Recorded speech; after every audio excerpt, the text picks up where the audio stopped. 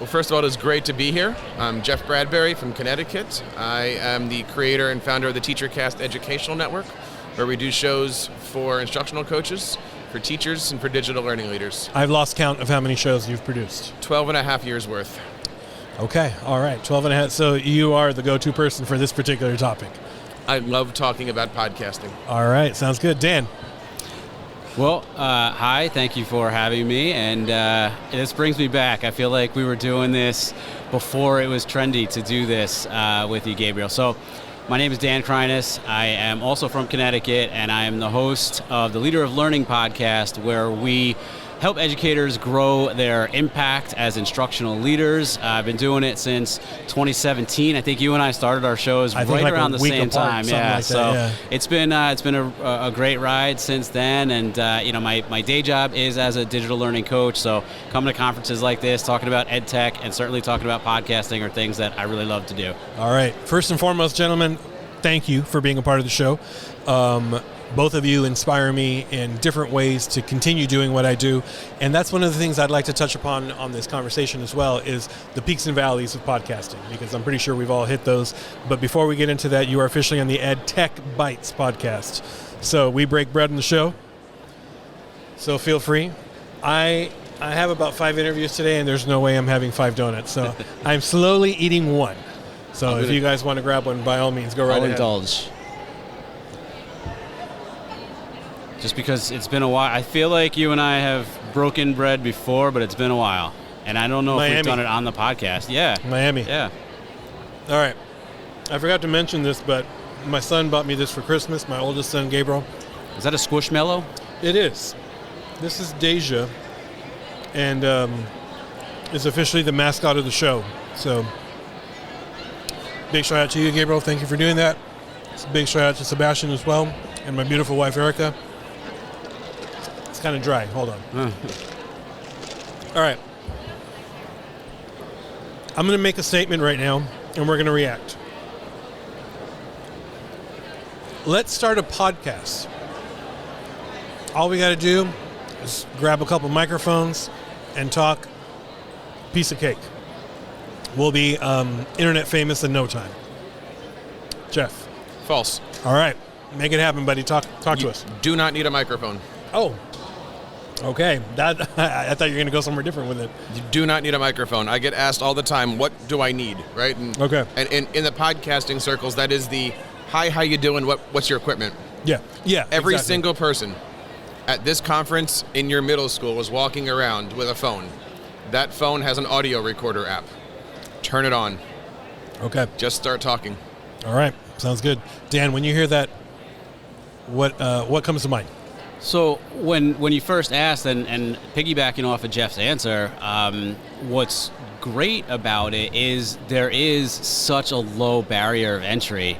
I'm wondering if we might have a little bit of time in this conversation to talk about student content creation and podcasting Absolutely. too, but whether it's an educator themselves like us or their students at school, grabbing a phone, even a Chromebook internal microphone or an iPad, like it has some type of microphone internally in it, or you can plug one in externally to capture the audio. So to Jeff's point, it's very easy to get started. You may not get internet famous right away, but it is ever. Yeah. But it is easy to get started. Yeah, it is. Almost a little too easy, but that's a whole nother conversation. But one of the points that I've had that conversation with a couple individuals. It's not that easy on the production part of it.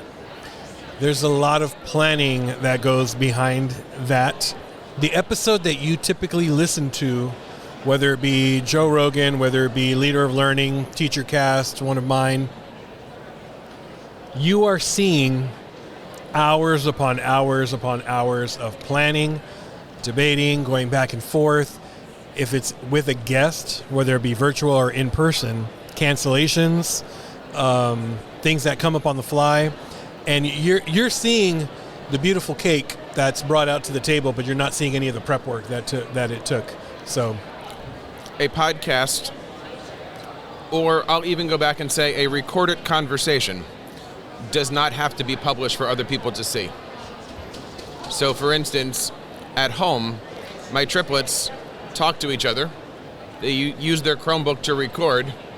Technically, I can say they're making a podcast because, they think that they are. Yeah. It doesn't have to go to iTunes. So you can use it as a complete educational tool without doing any back-end work. If you define a podcast as simply a recorded conversation or monologue, that takes all the work out of it. If a school says, I want to get into podcasting, how do I get onto Apple? They're way out of the ballpark already. Just record yourself, and then you figure out what you want to do with it. Okay. So where you appreciate all the back-end work and all that good stuff that we're discussing here, if you want to have, as Dan mentioned, a low entry point to this, you can do it with kindergarten. You don't need to go through the front-end work of how much, and you don't have to go through the back-end work of how long. Just make content. And if you want to do it a second time, go do it a second time. Nobody has to listen to these things if you want to use it for that educational content. Okay. All right. I'm going to kind of go ahead. Step out of the realm of education and go to somebody who just wants to create a podcast in the true sense of the word podcast, where it's an RSS feed that gets pushed out to different channels and things like that. In a situation like that, Dan, I didn't get a chance to hear what you were going to say about that statement, about the back end and that leader of learning. You've been doing it for six and some change, right? Something like that, going on 7 years. How much work does it go into producing one episode? That's a good question. So we talked about the low barrier of entry, right? Yeah. Anybody can pick up any recording device and get started. There are podcast hosting platforms that require very little to no money or effort to start hosting a podcast. But I guess when it comes to the production quality and where you want to go with your show, how good you want it to sound, how many downloads you want to get, how marketable you want it to be, who your audience is. There's got to be some thought that goes into it. One of the cool things about podcasting is you can get some really good quality sound and production value by not spending a ton of money. But I think, though, what you might be getting at, too, is there has to be some planning involved. You have to know what you want to look and sound like. And when I say look, it's a podcast, so it's typically audio only. But it could be video. And I guess I mean look as more of like an identity, a brand identity, versus how you appear on camera, how you want to come across as a brand, right? So I think aspects of those that go into creating a podcast is where you need to put the time and effort and the planning to really think about it. But it doesn't have to be beforehand. Like Jeff said, just hit record, right? Get started, because honestly, even 6 years plus doing this, 12 years, like people still, maybe not us as much, but people still feel very uncomfortable and very like thrown off. Standoffish. By having a microphone in front of them, certainly hearing their voice. I hear it with adults and students especially all the time too. Like they don't like hearing their own voice. So definitely getting started, whether you publish it or not, hearing yourself record something, but put in the time and effort and energy in to really think about what kind of quality and what kind of identity you want. Okay. I'm going to go Ask the Tech Coach. That's been around how many years? 10. 10 years. Roughly, do you know how many episodes you have off the top of your head? 252 is coming out really soon. Okay, all right. How long does it take you to produce that show? So a lot of the systems behind it help me reduce that time. Yeah. Things such as I have a show notes template that all I need to do when I reach out to somebody is I just plug in their information. So the templates are already created. I record through a platform called StreamYard, and that is a out-of-the-box online. You can do it. It downloads. It's great. The editing that I do, depending on if it's an audio or if it's video going somewhere, is going to determine my editing time. Generally, when I'm doing a show that's audio only, while I'm recording, I make a note of edit points. Or if you think of a video editor, if somebody says something in StreamYard, I actually flip the video. So visually, I can go back in the end and I can do the editing by visual. Got it. As opposed to looking at an audio, which you can't audio see. Form. Mm-hmm. I don't do heavy production. So I have a template using an application called Final Cut Pro. I stick the audio in, trim where needed, and I'm usually done editing within 10 minutes. If I decide to go more, great. My philosophy on that is it's not going to get me any more downloads. So let's go spend more time with the kids. Yeah. And I think once you get into production, it really is this, you might get money out of it, but this isn't your job. Your job is to be dad. So everything that I've designed as far as my workflow, from bringing you on as a guest to saying thank you to automating the social media, all of that stuff is 100% designed for me to spend more time with my family. So I can run a show like you were just on. We did an hour-long conversation, and by the time we were finished, before we were done talking, I had it downloaded, it was in Final Cut, and then as soon as you said goodbye, I had it out the door within about 15. Okay. I've got a pretty solid workflow as well.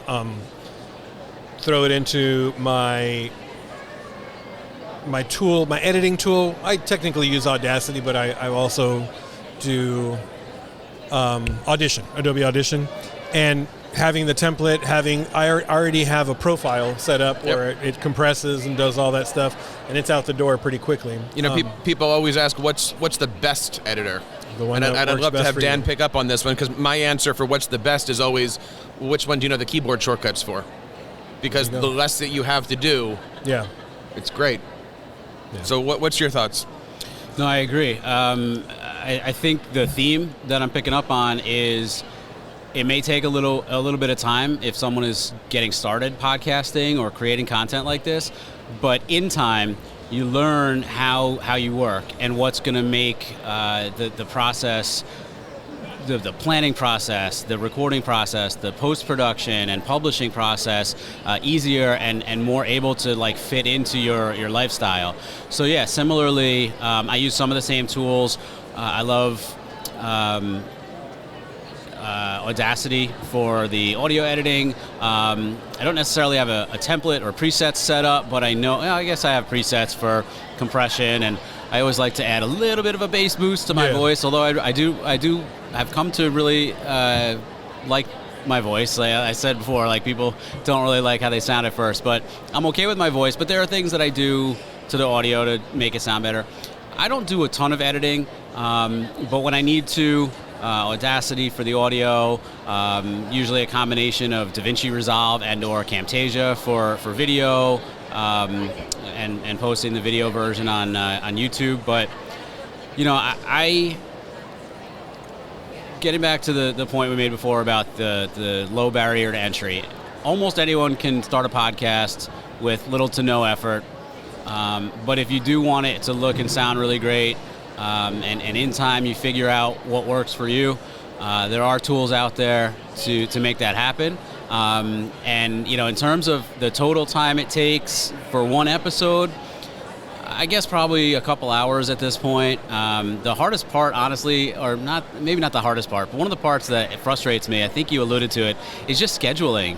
Because I do an interview show, we'll do interview shows a lot, and scheduling guests and booking guests and keeping the bookings, right? Sometimes life happens and things get in the way and you cancel or they cancel, and I don't know, sometimes it's a little frustrating. But my episodes are usually half hour to 40 minutes long, so I set a time block for 45 minutes.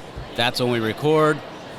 And then maybe just, I don't know, another hour or so to do a little bit of editing and publishing. And actually I have a tool now called Cast Magic that does a lot of the post-production work in terms of show notes and description and transcript and all that, like through AI. Pretty cool. It's made it a lot easier. I will say that I would say the most time-consuming piece on my part, if I do an interview show, is getting the other person or people to fill out like the form that I'm requesting with headshots and things like that. And it is difficult, right? Yeah. And so I used to lose sleep figuratively over that, and I just realized, okay, if they don't want to send it to you, then it's not on. Yeah. Backing up on what Dan was saying, scheduling is difficult. I go home from work, I'm dead. Kids go to sleep by 8:30, I hope. Then I record. Gabe, if you send me your calendar invite, your Calendly, you don't have a slot at 9 o'clock at night to have somebody book you for the time. Yeah. So most people send me book me on my calendar. Well, I work during the... Yeah, like, I can't do it 2 o'clock. That's still It's not there. gonna work. Yeah. Right? So you still have to play the game even though people are like, well, here's my automated booking calendar. No, I record at 9 o'clock at night, which might be 7 for you. Yeah. So, I totally get it. I totally get it. The other thing I wanted to kind of touch upon is the student podcasting. Absolutely. You've done quite a bit of student podcasting. I actually have the domain podcastingwithstudents.com. Okay. Talk to us about that. We're building out a brand new landing page for that. Okay. So that way when somebody goes there, they can see the how, they can see the with what, they can see lesson plans, they can see ideas, they can see tools, they can see services, and trying to build that page out as a one-stop shop for any educator looking to either do, again, I have a Chromebook with a recording button, or I'm building a broadcasting studio, but I'm putting all of that together and redesigning what that looks like, so that way educators can come to podcastingwithstudents.com and find as much as possible there. Okay. Dan, you've kind of transitioned roles a couple times. You were in a position where you were doing student podcasting, right? Mm-hmm. Talk to us about your experience, maybe some tips for those people maybe watching or listening who maybe want to go down that rabbit hole with their students. No, first of all, thank you for asking that question, because I really, I'm really passionate. It's a big passion project of mine to boost the opportunities for student content creation. Actually, Jeff kind of paved the way in the district and in the school. He was your boss at one point, right? Not exactly, but what was cool about, so Jeff was our lead instructional coach for a time, but he actually started at the school that I'm stationed at right now. Okay. And brought in not just equipment, but systems for starting up some of this content creation, including live morning announcements. To some degree, I've picked it up and ran with it, and even now, I don't know if I can shout out brands or products, but we're big into using things like WeVideo. Yeah. And so for video, but also for podcasting, that's been an amazing tool. We just got a new library media specialist this year who's doing some of this great work too, and getting her students to do some podcasting. So I just really, I love podcasting. It's obviously what we're talking about here with you on your show, but in general, I'm really, as an instructional coach, one of the things that I love to bring to the table at my school is getting teachers to allow students to show what they know and do it in out-of-the-box kind of ways, so that it's not always pen and paper or even a slide presentation with nothing against Google Slides or Canva or something that'll create those, but I just think it's gotten a little bit played out over the years. So finding opportunities like video casting and podcasting and anything, graphic design, to really let students show what they're learning, and so that teachers can see that students are mastering standards, but maybe not in ways that you were used to asking them to. Yeah. I really get a kick out of that. And in unconventional ways. Yeah. I did a project with 10th graders, I want to say.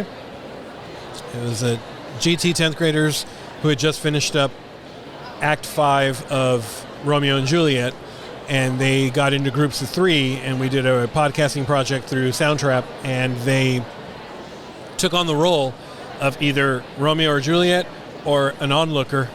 And that scene, sorry to spoil it for you guys, but that's when they both go down in scene 5. I know, I should have told you to cover your ears.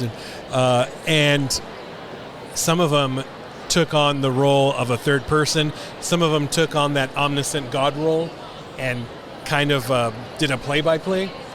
with sound. They had to have 5 sound effects. They had to reference things from the book. It was just an awesome project, and I use that for a lot of my podcasting sessions that I do. I put those audio clips up and just it's great. Blown away by what the kids can create. Between actually creating content around the content in the class, or even like at my school, I help run a student tech team, and they podcast about technology concepts. We've done episodes on the battle, if you will, between Apple and Android, or and iPhone and Android, I should say. Yeah. They did one on the emergence of artificial intelligence. So like, just whatever you want to talk about, right? That is appropriate, but really either brings the content to life or brings to life certain topics that are interesting and that students really care about. It's awesome. Yeah, absolutely. I agree with you guys. Now, we got a lot of podcasting power here at this table. Dan, you've been going on close to 7 years, 12 years. Peaks and valleys. If you've ever done any sort of podcasting or getting into it, you're going to hit peaks and valleys. I hit some in like 2019. I had I just dipped. I didn't feel like doing it for a while. We had some stuff going on at home, and it just wasn't a priority. If you guys feel comfortable, talk about some peaks and valleys that you guys have had, if any. Have you ever wanted to say, "Nah, I think I'm done"? I think I'd be lying if I said that I didn't. I'm going through a little bit of a valley, if you will, right now, or for the last several months. I think it was at the end of last school year. I got really busy over the summer doing some side work, education related, which was great, but it just didn't allow me the time to really focus on the content, or at least the podcast. And then lately, I've been probably putting more effort and energy into still creating content, but doing more YouTube versus the podcast. And so I have let it slide a little bit. And I think for me, I learned, especially as I got up into the higher levels of education, doctorate degree, like, I forget who said this to me one time, but somebody was like, the work-life balance isn't really a balance. Like, you're not trying to keep them level at all times. Sometimes things need to take priority and precedence over others.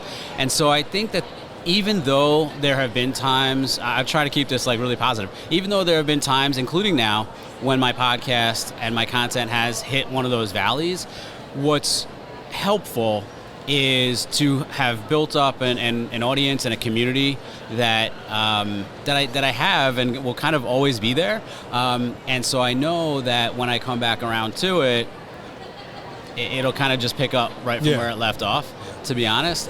You went quite some time without an episode, right? Yeah. No, I mean, I went all summer into November. Yeah. So it was a while, and now it's been a little while still since I've put one out. But I'm still very passionate about what I do. Again, I'd be lying if I said I didn't ever think about, it's not at one point or another saying like, I don't know if I want to do this anymore. But every time I do that, I always come back around to it. I don't not want to do it. All it takes for me is being a guest on somebody's show. That's usually what revitalizes that spark again. How about you, Jeff? I'll give you 2 stories.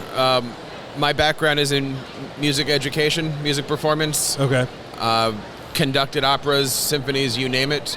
When you do something like that, it's instant gratification. You do a performance, they stand in applause, you know that there's a connection there with your audience. When you start recording, that goes away. The only thing that's instant is silence. Yeah. When the triplets were born 10 years ago, I went to the ISTE conference the following year, and it was amazing at how many people came up to me and said, how are the kids? How's the journey? How is everything? How's your wife? Because clearly I talk about them on all of my shows and in all of my conversations. It is my life. To have somebody come up and go, I listened to your show. This happened to me too, and you make those connections. Yeah. That is just awesome. Recently, I went through a little bit of a career change where I did drop the mic for the last 6 months. And I put out my first show at the beginning of January. And I had a few people out on social media just not say good show, bad show, but they just said, it's good to hear you back online. We've missed that. And you don't get that sometimes from being on the stage because there isn't that one-to-one connection. Exactly. Yeah. And so there's a lot of things that the world of podcasting and recording have given me and my family that I'm just so ever grateful for. And I tip my hat to both of you to continuing to do what you do. And sometimes those peaks and valleys, as you mentioned, Dan, is because you have other ventures. And a lot of times those other ventures come because of this passion that started it all, kind of thing. So a big shout out to both of you for everything that you guys contribute to our educational space and everything that you guys do. How can people connect with you? And, shameless plug, man, go for it, both of you. All right. Well, I am, first of all, again, thanks for having me. I appreciate it. Really takes me back, man. So the podcast and the brand is Leader of Learning. Can be found at leaderoflearning.com. On all socials, I am Dr_Kreiness. Kreiness is Kreiness.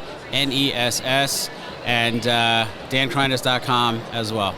All right. Jeff? I am excited that this year, as the calendar turned, we launched a brand new TeacherCast. And even here at FETC, I put the final touches on it and changed the domain and launched it over. So, how many domains do you own? I have to go back to this. Well, I lost count. I was over 60 at one point. Jeez. And then a funny thing happens when you realize that you have over 60. I now have like 30. Good. So I've been, you don't need to have the .info org Mobi of everything. I used to buy 5 or 6 just to kind of, stop other people from... Yeah, just to own them. But then you realize, well, you're not doing anything with that, so you don't need 5. Yeah. So I'm in the 30s right now, and I'll probably go down to like 20-ish or so once they start to auto-renew. But teachercast.net is where they can all find stuff. All my coaching stuff is going to be up there, and over the next few weeks, we're going to be, totally relaunching, rebranding, everything. So thank you so much. It's great to be here with both of you. Oh, likewise, man. I always enjoy conversations, not only with other podcasters, but other podcasters in person like this, getting the chance to talk. We could go on for hours about podcasting, but I know you guys have a busy schedule. We're live at FETC 24. And on that note, a big thank you to our sponsor, Lightspeed, for this episode.